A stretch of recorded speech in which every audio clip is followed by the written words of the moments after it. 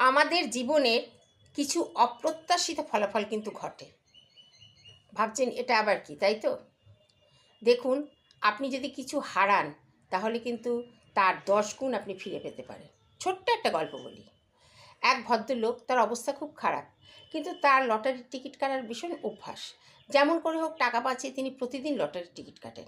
একদিন তিনি কিছু টাকা নিয়ে বাজারে গেছেন। বাজারে গিয়ে বাজার টাজার করার পর দেখলেন কি, পকেটে হাত দিয়ে দেখলেন তার টাকা নেই, হয় পড়ে গেছে নয় পকেটমার হয়ে গেছে।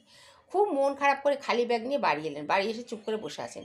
এমন সময় হঠাৎ একজন লোক এসে বলল, দাদা, আমি কাগজে দেখলাম আপনার লটারির টিকিটের নাম্বারটা মিলে গেছে, আপনি শীঘ্রই গিয়ে যোগাযোগ করুন।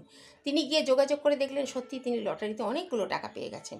এটাই হচ্ছে অপ্রত্যাশিত ফলাফল। সবসময় মনে রাখবেন, আজকের কষ্ট কিন্তু আপনার ভবিষ্যৎকে প্রকাশ করে না।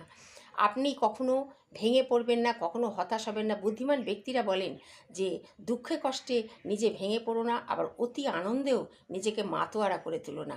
তোমার পরিস্থিতি তোমার গুরুত্ব দেবে এবং তোমার পরিস্থিতি অনুযায়ী তুমি নিজেকে গুরুত্ব দাও। দেখবে এই অপ্রত্যাশিত ফলাফল তোমার সামনে কখন যে আসবে, কখন যে তোমার দুর্ভাগ্য সৌভাগ্যে পরিণত হবে, তা কিন্তু তুমি কখনো টেরও পাবে না। তাই জীবনে কখনো ভেঙে না পড়ে এবং অতি আনন্দে নিজেকে হারিয়ে না ফেলে নিজের পরিস্থিতি অনুযায়ী নিজেকে গুরুত্ব দিন, আর অপ্রত্যাশিত ফলাফলও দেখবেন আপনার জীবনে ঘটবে।